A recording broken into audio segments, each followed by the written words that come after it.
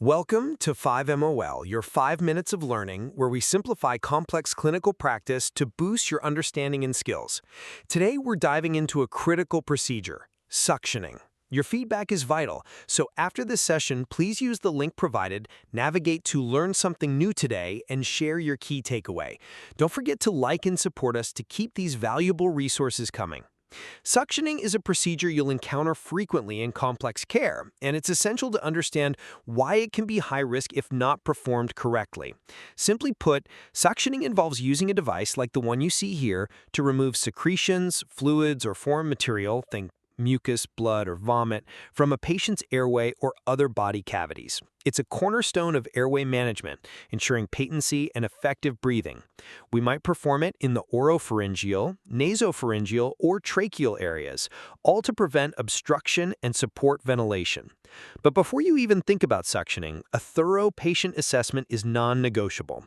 What are we looking for? Clinical indicators like gurgling sounds, visible secretions, changes in oxygen saturation, increased respiratory rate or effort, and any shifts in the patient's level of consciousness. We also consider the type and volume of secretions, cardiovascular status, and overall patient activity. Why is this so crucial? Because both over-suctioning and ineffective suctioning can lead to serious complications. Every patient is unique, so care must always be individualized based on their specific needs. Remember, suctioning should be targeted, brief, and guided by your clinical assessment, never just a routine action. Leading guidelines, including those from Great Ormond Street Hospital, emphasize that it should only be done when clinically indicated, performed gently, and stop once airway is clear. Oversuctioning carries significant risks to our pediatric patients who are more vulnerable. We're talking about potential hypoxia, airway trauma leading to bleeding or swelling, bronchospasm, increased secretion production due to irritation, atelectasis, and even vagal responses like bradycardia, not to mention significant pain or distress.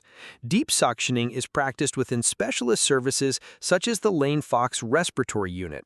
It is performed using a sterile catheter technique inserted into the trachea via a tracheostomy or endotracheal tube to a predetermined depth.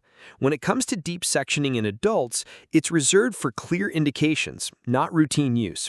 For pediatric care, always adhere strictly to the individualized respiratory care plan.